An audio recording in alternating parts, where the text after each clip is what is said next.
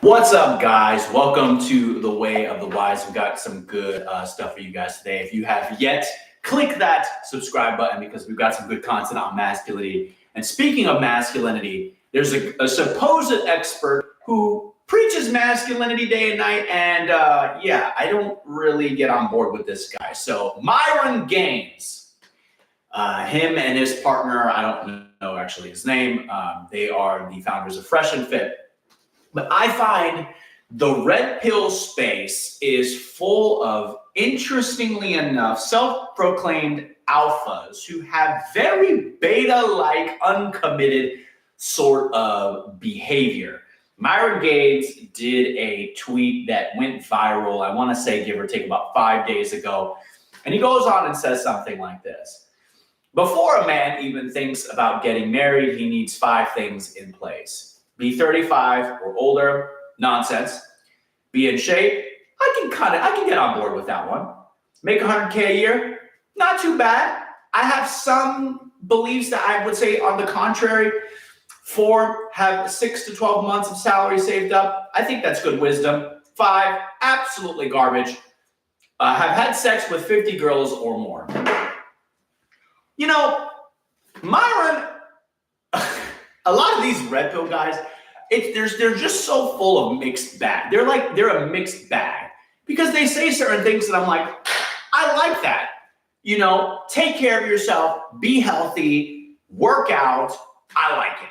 And then it's like, bang, 50 girls. I'm like, bro, what are you thinking? Like, seriously, it's hysterical because a lot of what the red pill propagates and teaches oftentimes is very much contributing to the problem that they purportedly complain about constantly, 24/7, 365.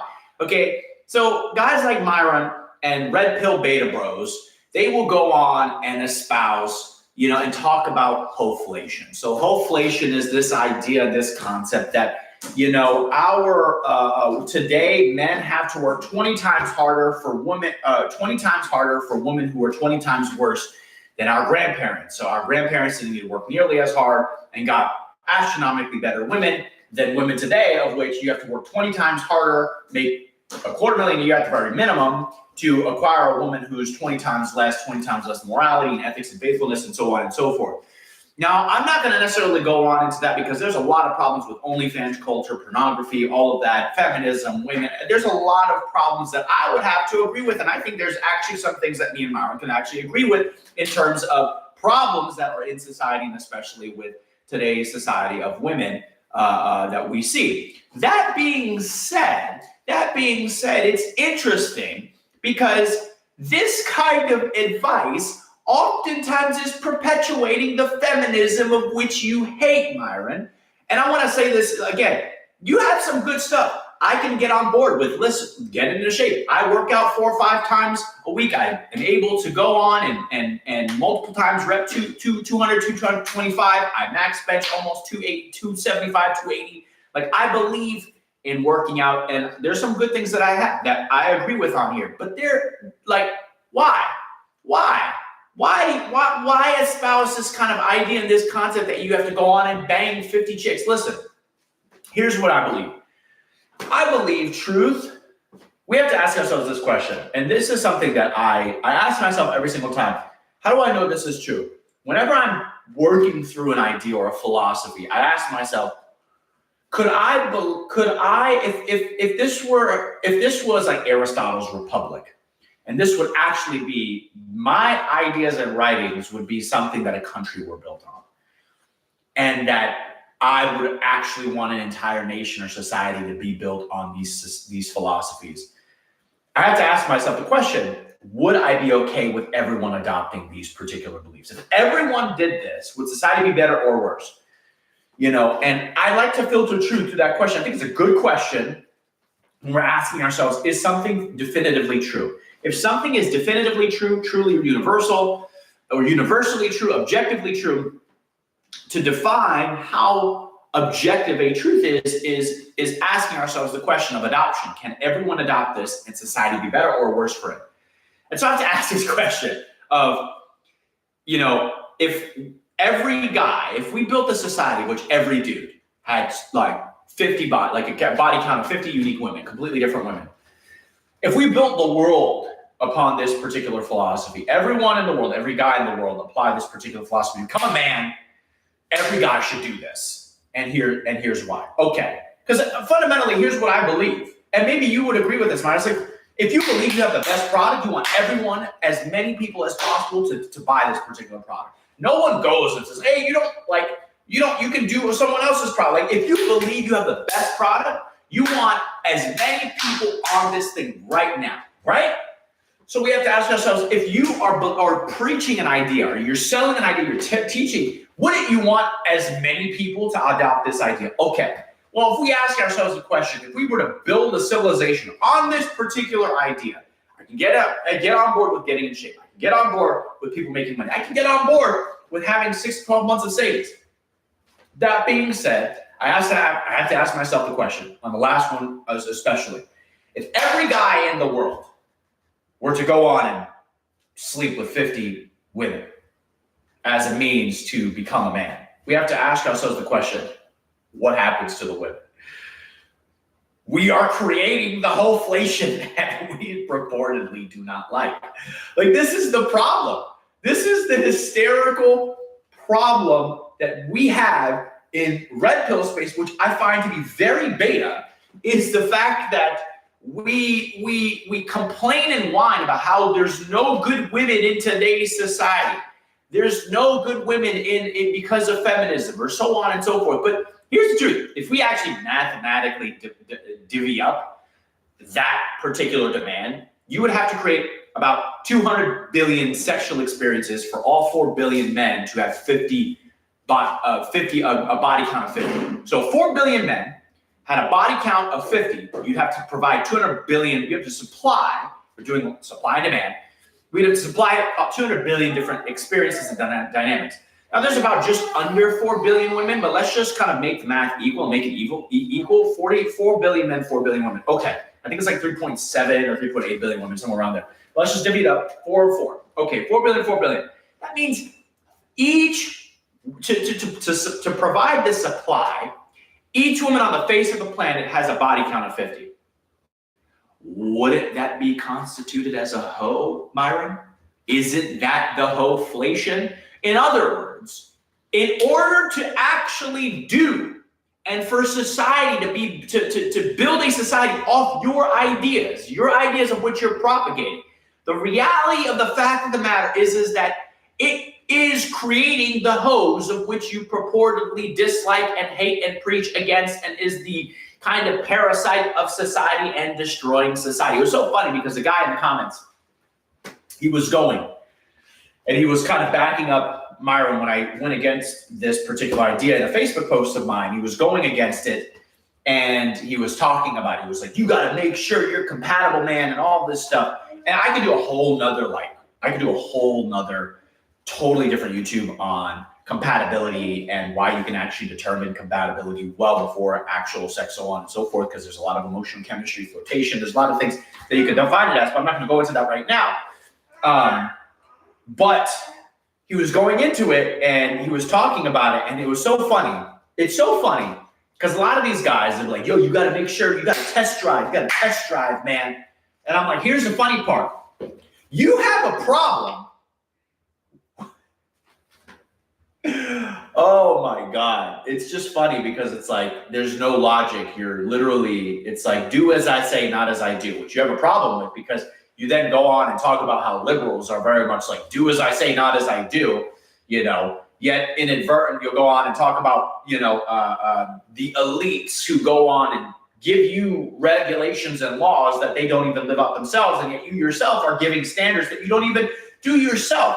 And so it's so funny because we have, and we talk about women like products. They're cars that we test drive. You're testing, like testing a product or commodity. So you use language of the productization of women, that their bodies are like products that you can test out. You can test out their bodies or whatever it is. It's they fundamentally are products. and yet inadvertently complain when women therefore then begin to treat themselves like products on the internet and hoeing it out in front of a camera like this one and, doing an OnlyFans subscription? That makes no sense. You treat them like a product and yet inadvertently are shocked when they treat themselves like products. How does that make sense at all? It doesn't. There's no logic. You can't go on and say, oh, I'm upset with hoflation, and yet create the hoes that are doing the hoflating. Like, it makes no sense. That's like, here's the thing. That's the equivalent of a crack dealer. Oh, this is just the funny part. This is the equivalent of a crack dealer dealing crack and getting upset at addicts doing what addicts do. Yet you're supplying the crack. Like, you're upset that crack addicts are acting like crack addicts while also selling them the crack. It's like, you're upset that hoes are doing the hoe thing and doing the hoflating thing, all while actually giving advice that is kind of creating that particular problem. Like, don't you see a connection there? Getting upset at McDonald's for making you fat makes no sense. Like, you ate McDonald's every day, bro. Of course you're going to get fat and have cardiovascular issues. What do you think? It's hysterical. And it's so funny because guys like Myron, he's like, yo, be dominant, leave from the pack. And then in the comments himself, he's like, listen, accept how society is. Women are just going to be how they are today because feminism, you can't do anything about it. What are you talking about? Either one, go on and say, men, it's time to lead, time to take responsibility. You do the change so that you can create change and take some ownership, take some responsibility. And I guarantee you, when you change, everything else, everyone else changes because women will follow the pack. They are not pack leaders. They follow pack leaders. And if you change, they will. This beta kind of behavior from a supposed purportedly alpha who goes on and preaches alphaism and says that society is just how it is and we just got to deal with it and you're never going to get really good women because the problems of feminism. What kind of language is that? What kind of language is you going to go out and perpetuate? You're going to go on and market to resentful men, tell them to stand up, take responsibility, and be a dominant man, all while telling them that they can't dominate and that they can't lead a woman to actually become what she's meant to be in the eyes of God, as the image of God, being a woman who's chivalrous, who respects herself, who doesn't give her. You seriously think that? Like, it's hysterical because you're fundamentally saying like, well, women have led the society and women just are going to do what they're going to do. It's like contradictory. It's like being alpha in one moment and then being super beta in another moment. It's like, choose your thing. Choose your language, bro. Choose your lane. Do you want to be beta or do you want to be alpha? It's just funny. These guys are hysterical. It's like completely, I'm done. This was a short one for today. I had to go off on it, but it's just hysterical. This weird incel red pill kind of culture and preaching of strangely some things that, like I said, I can get on with it. Like, listen, get in shape. We have a testosterone problem. I'm all about it. I think men today in today's society need to take charge of their bodies. Start working out. Stop being a lazy bum. Get off the couch. Get off the games. Go on and do something with your life. Stop living with your mother at 30 years old, 40 years old, so on and so forth. I'm all about that kind of messaging. We need that messaging. I'm all about save up, be financially literate, be reliable, do what it is that you can do. So I believe in all this stuff. I don't believe the 35 years old because I think, again, the problem, we presume that a particular number, because the standards have been so for years, so low that the kind of that men be wisen up at a certain age. I think that's predominantly social. I think that has to do with the fact of our fatherlessness issues, with the fact that we don't have fathers and leaders and mentors of men. I believe if men are mentored and led, they grow up more quickly. They are wiser, younger. I mean, for crying out loud, not all of our founders, but some of the founders of America, of our Constitution, were young men. these are guys in their early 20s. Not all of them. Some of them, are older individuals. Thomas Jefferson is older. But that being said, to say that there's an arbitrary number at 35 years old is garbage. It's like, no, men absolutely have the capacity to be wise, smart, bold, and strong. Men were going to war at freaking early 20s, having the bravery and boldness to go on and die for their family just a generation ago. And so to think that arbitrarily, at 35, we need to wait, I think, again, we're perpetuating this narrative and this notion that men are just doofus idiots until they're in their 30s. I think that's stupid. I think we absolutely can set a standard and a culture where literally, like, got my little baby in the background. I'm a girl dad. Listen, that's how you do it. But fundamentally, I think a lot of the sort of age gaps of which men are capable and competent and responsible enough to be able to have a family at a certain age is fundamentally because we've so lowered the bar that men need 35 years to actually start adulting. I don't think that's wise. I think fundamentally when we actually start fathering and leading and mentoring, men will grow up very quickly, and men have the capacity to grow up very quickly if there is the supply of leadership. If we have the fatherlessness that we do today, then yes, it does take radically longer. You typically need more time, of which men typically will take 30, 31, 32, 35, 40 plus years to be able to actually have the capacity and competence to be able to lead and guide a family. But I don't think that's necessarily necessary. But like I said, I can get on board with some of this stuff. I can get on board with some of this stuff. To be in shape, make 100K a year, 6 to 12 months of salary. Now, that make 100K a year, I think is a little bit arbitrary. I think there is value in having a relationship and being married to someone who is with you in that journey. I think there's a lot more loyalty and faithfulness in that particular dynamic than just waiting till you're financially successful. I think you actually you're worse off for it. And I think you're worse off. You have a worse experience, and you're more paranoid in the marriage dynamic if you feel like if you're successful and then after your success, you then create, you then have the financial means. It's not to say that you should just be lazy and be a bum and be homeless on the streets and you get a girl. That's not what I'm saying either. But I don't think that it is necessary to be at the kind of peak of your, and I'm not saying that 100K is peak either. I'm not even saying that Myron's saying it's peak. I think 100K is not that much, especially in today's world with inflation and everything. That being said, I don't think it's necessarily necessary, from a relational standpoint, to have a good meeting relationship. I would replace that with actually being a man of faith and being a man of discipline and being a man of faith, because that is actually going to be a better predictor of whether you're going to be more financially well off. People who have higher levels of discipline, who have higher levels of work ethic, typically are going to eventually be at a point where they're financially well off and they can provide. I mean, I'm sure he's looked at the studies that typically those who have more conservative leaning ideas and ethics and so on and so forth, they're typically going to have better income because of the fact that they have a philosophy of work ethic and working hard.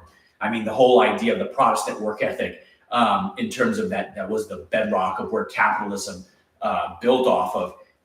Yeah, like Protestants, evangelicals, Christians, men of faith, women of faith, like men of faith, we know how to work hard and we believe in working hard. And that typically is going to good stewardship. And that typically is going to lead to better financial outcomes and better financial. So I would replace that with being a man of moral character and faith.